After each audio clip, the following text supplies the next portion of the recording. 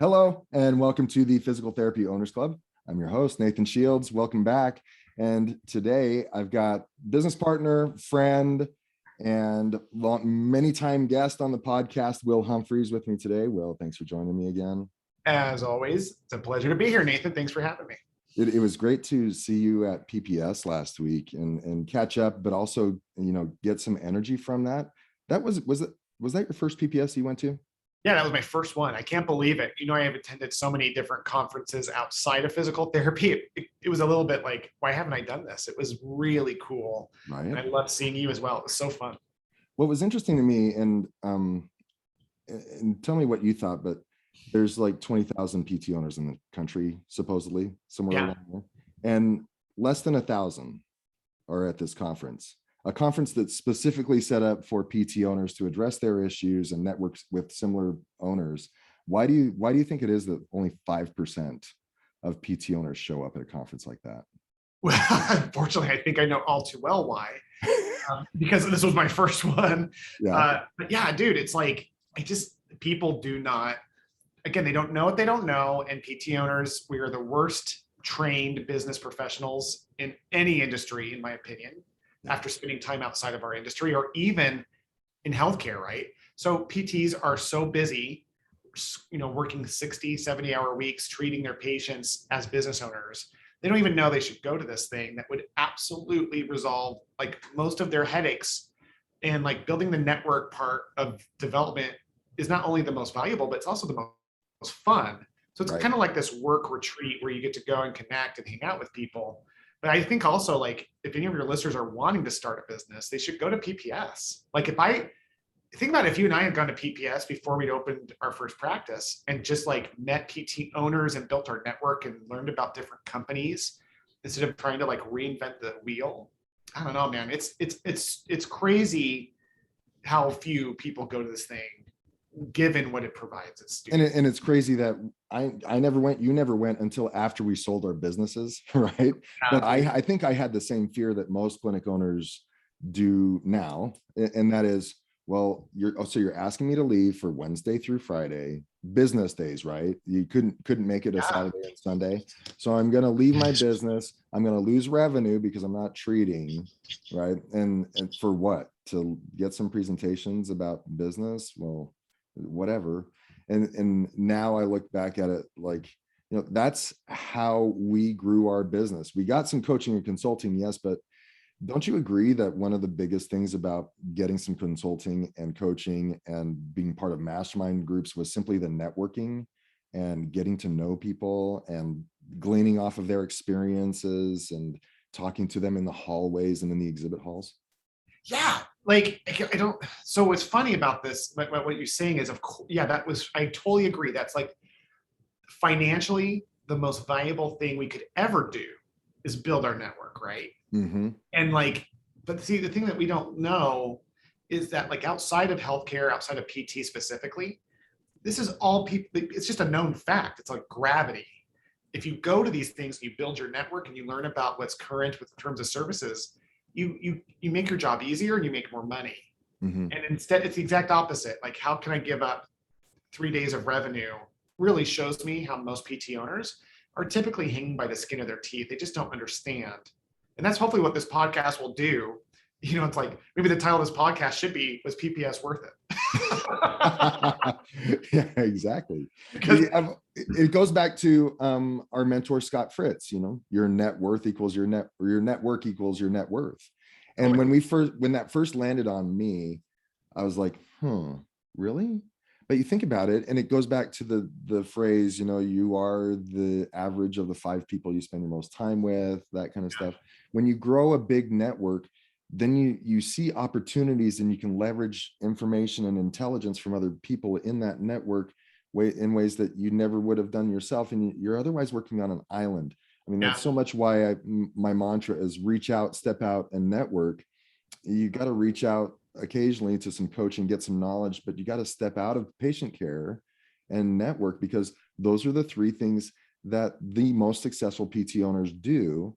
And what's funny is that the owners that are there are the people, they have the time to do it, but they're the most successful people in our business. Would you not say? I mean, the people, and if you want to be successful, you should do the same things they are doing. I mean, they're showing you the pattern. Most of the people that are there, like we run across our friends in our network, they've got 30 and 40 clinics routinely, and they're there and they've always been there for years.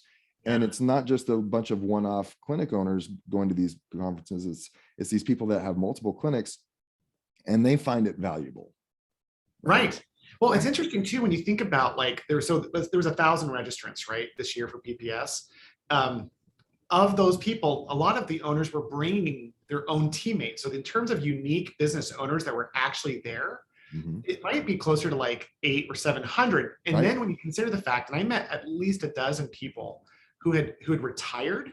This is true. I met a number of older PT owners who had sold their practices or just like straight up retired. They were like in their 70s. And I'm like, why are you here if you don't own a business? He's like the networking. He goes, my friends all come here. We've been coming here for years. We're all retired now. I love being with my friends. And so I think another thing I think, Nathan, that why people don't go to PPS is the fact that like PT business owners, they're overwhelmed with like the shoulds. You know what I should do? You get to a point, at least I did, where I was just like, yeah, there's 8 million shoulds. I should be working on recruiting. I should be working on my billing. But at the end of the day, if I put my head down in the sand and treated patients, that's the only thing I knew that made me money. Right? So like Yes. from your perspective, this is me asking you, like, where would you put attending events like PPS in terms of a priority? Like now? Yeah, like no, with what you know now, if you're going back to 20 years ago, how big of a priority would you tell your younger self, like, to go to PPS and build your network? So I'm a little bit more on the conservative side probably, but I would say, okay, if you're just starting your clinic, then okay, you have, I guess if you had 10 visits a week and you're just starting your clinic, you have no excuse to not go, right? Right. And learn something from it. If you're the only practitioner, yeah, take the time, learn what other people are learning. And it's going to be a whirlwind, but to gain that experience and see what other people are doing, you're going to get insights that you never had before. Yeah, I would tell myself to go. By all means, start improving your network, start getting business cards, learn about people, learn about EMRs, learn about apps that are new to the industry. Yeah, I would definitely say do more of that, because a lot of it is the alone on an island mentality. Yeah. And I think that's where we got the benefit from our network, is we started recognizing we're not alone. We just need to start reaching out and talking to other people, and they've been through what we're going through, and we can leverage that. Yeah, the way I see it now, because you and I have been coaching clients now for a couple of years, and there's only two paths from a very general perspective. Like, but there are two main paths, and I've worked with so many people who are in their 60s and 70s who have never broken out. Like they don't attend the PPS, they don't build their network, they don't learn what they don't know. All right. And so what they do is they build a business that completely revolves around them. They've done it for 40 or 50 years. They don't even feel like they can retire. Like, it's really sad. And then these are the people selling their practices for pennies on the dollar without even knowing it to larger conglomerates, just because they're looking for some sort of exit. And then the other option are like our friends who have 30, 40, 50 locations. Not that that's like always the goal, but like they had the freedom to create that because they were willing to invest in coaching. They were willing to go and build their network, and they go hand in hand. Coaching and networking are two sides of the same coin. They absolutely create the experience of development.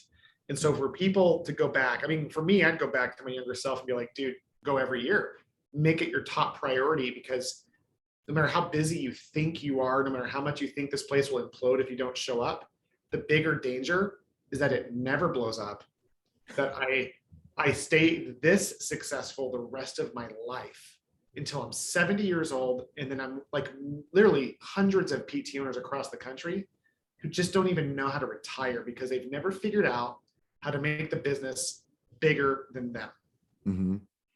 Yeah. And the beauty of that networking, thinking about that is, and you probably experienced this because we went to the same conferences, but maybe we weren't considering getting 15 to 20 clinics across Phoenix, right? We just wanted to make more money where we were in our few clinics that we had, right?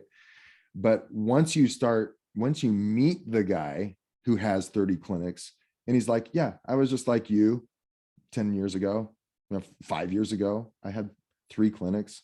And he's like, I never imagined I'd have 30, but now that I have 30, it's fun. And we're just looking for more opportunities to grow. And there's people within my company that want to grow with me. So why not provide them that opportunity to open up a clinic and partner with them? And now all of a sudden I have 50 clinics.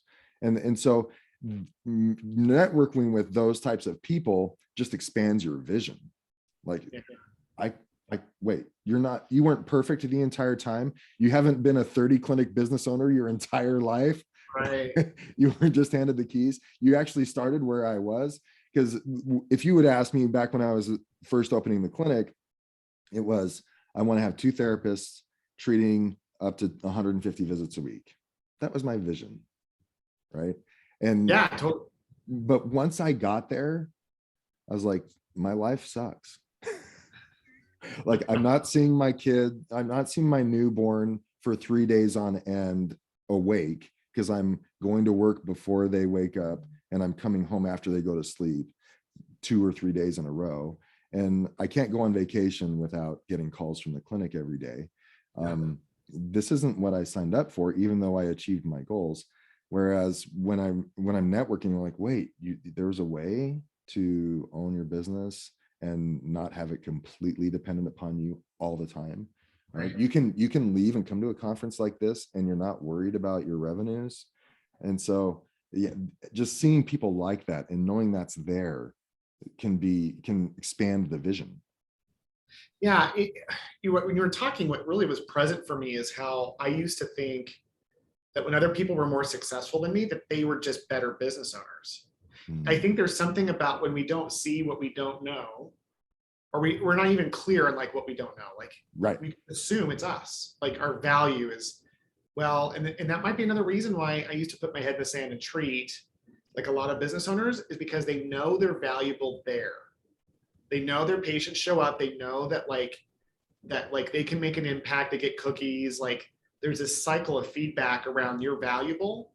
And so when they think about the idea of like breaking free and going to a conference or hiring a coach, it turns into this thing like, but what if I'm bad? Like, what if I take time away from my practice? They may not even be conscious of it, but I think this was me on some level, was, yeah, what if I do these things and I still suck?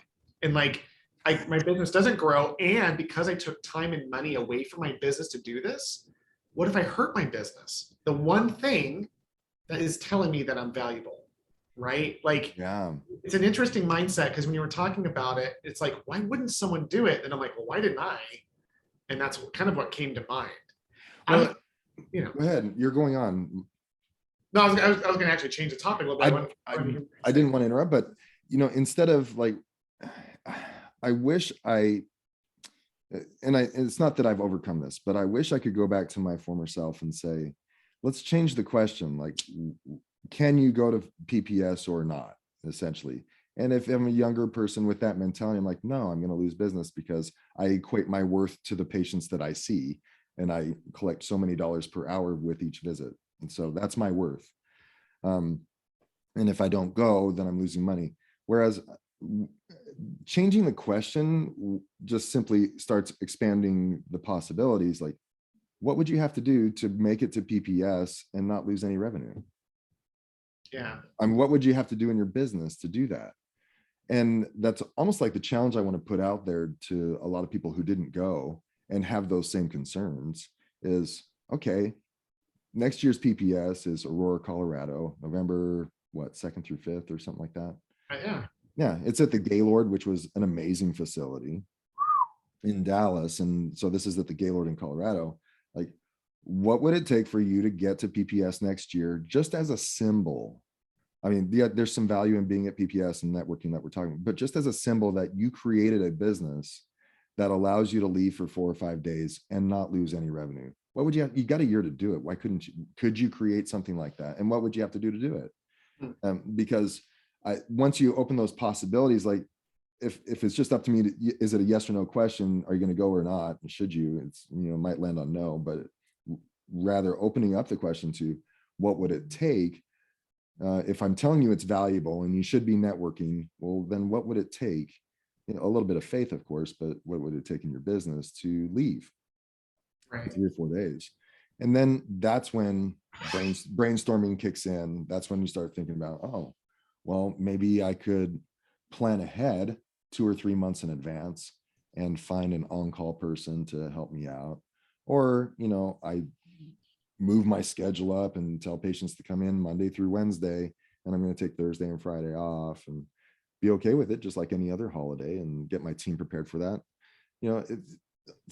Just changing the question will help, and would have helped me when I was younger.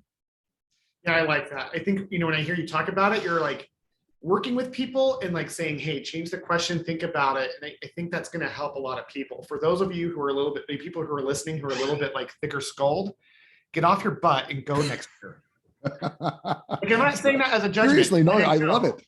I'm just saying like sometimes I need to hear it clearly. Like for those of you who have to hear it clearly, like it's stupid not to go because of all the reasons we mentioned. And here's the other thing is I see people go, the only wrong decision is not going. I don't care where people are in business because, and we're not getting paid by anybody to do this. I'm kind of emotional on it because I get emotional over everything. But the other thing is I get real clear on like what would have served me. And man, this would have been huge. It would have cut some corners for me. It would have made it more enjoyable to own a practice. And yeah, I don't know, man. It's just one of those things where there's no question that there's a huge value there. And people go differently. Like the way they go is differently. So some people, they want to attend all the classes. Some people, they're real excited for the vendors and learning about solutions. All those things are great, but the biggest thing is going and just meeting people. And if you're not a really outgoing person, it doesn't matter. They build in all these events where you just organically meet people. People are approaching you to talk. You're in the elevator. And that was one of the places I met the most people because I was on the 9th floor, which at the Gaylord Convention Center was off the hook. Like I just wish I'd brought my wife. It was that cool. Me too. They had an indoor lazy river river walk, and they had like all these cool things for Christmas and like, in the elevator going to the 9th floor, it was literally like if they had a PPS thing around their neck. It's like, oh, where are you from? And I actually made some business that way. Like it was like, oh yeah, this is what I'm doing. Oh, I need some of that. Great. Or, oh, you own a billing company. Tell me about what your headaches are. Like the elevator, you just start networking. But the networking, no matter what we go for, the networking is always the most important piece because then you have a community of people who are committed to not being that 78-year-old who's Uber, because I can say this because none of those people are listening to your podcast. They're too busy. That's right. They're too busy and too old to like be in a place where they have the energy to like start this journey. Right. So it doesn't matter our age. I want to be clear on that, but I'm just saying that like any age, any stage of business will be benefited by going to PPS and just starting to break free. I love your phrase, by the way. What was it again? Reach out, step out, and network.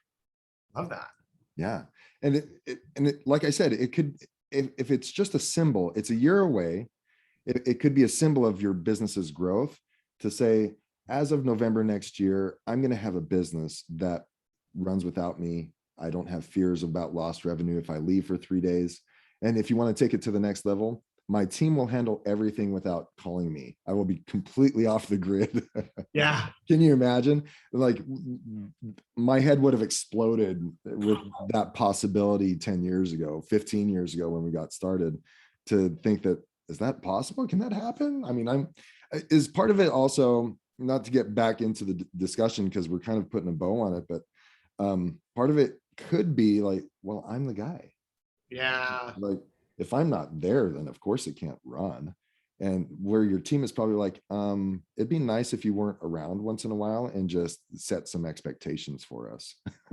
You know what? I love how you say that because I was talking a little bit about that mindset of like not even being present to the idea that all of my selfish feedback is coming from my patients and like, who am I without it? Is I think about that mindset of like, yeah, what happens if I leave? I wish I would, if I could go back in time, I'd tell myself, stop using your patients to fill your insecurities. Mm.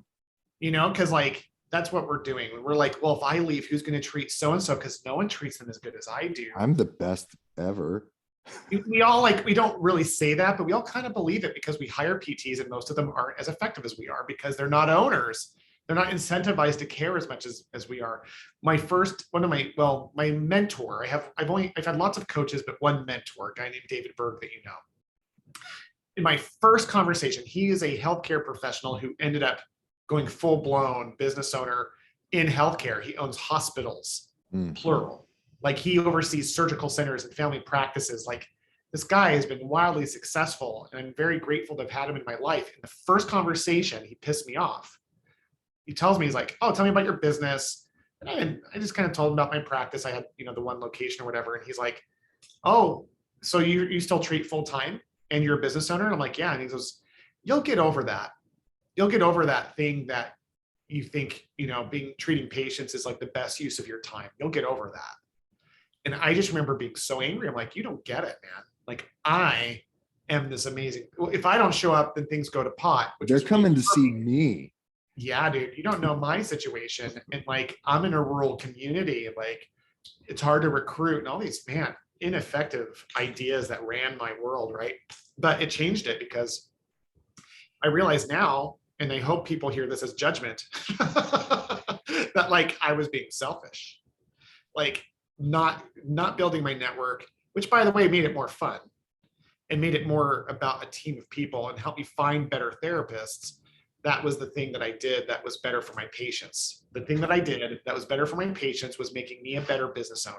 Right. PPS is the only event that I know of because CSM isn't like that. None of the other physical therapy conferences are specifically for business owners the way that this is. Yeah. So, I mean, it's specific to PT owners, and don't get me wrong. I think I still have my issues with some of it.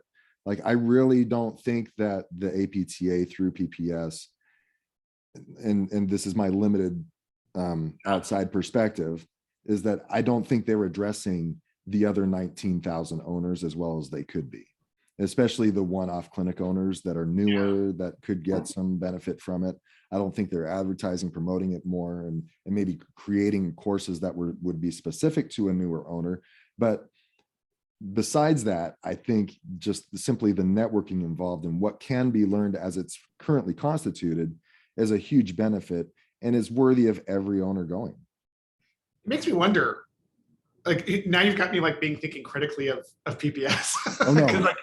because literally, I don't know. Like I look back as to why are we such poor business owners? Like that question, it's crazy. Running a B2B business now, and I'm interfacing with other practice owners. None of them are any worse than I was, but majority of them are so fear-based.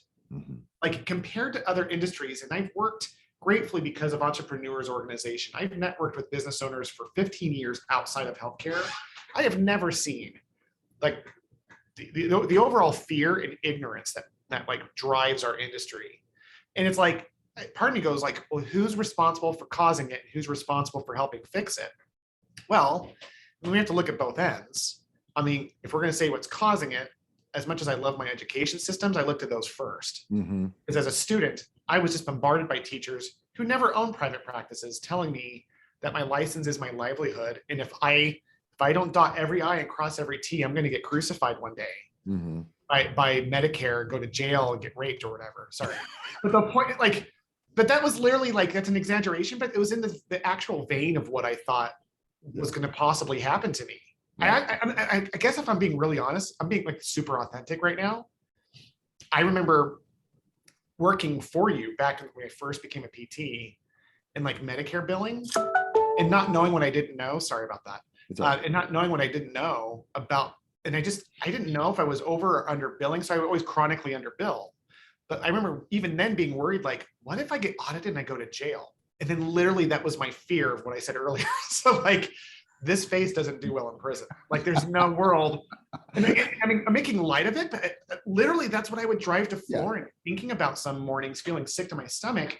So if I'm thinking it, other people are too. And that was a seed planted in me by my teachers. Mm-hmm. I didn't know what I didn't know. What if the teachers were like, listen, your license is your possibility. It's your opportunity. Protect it. Don't overbill. But my gosh, guys, like what you can do with your license, imagine what's possible, would maybe shape me differently as a business owner. And then you look at like the private practice section.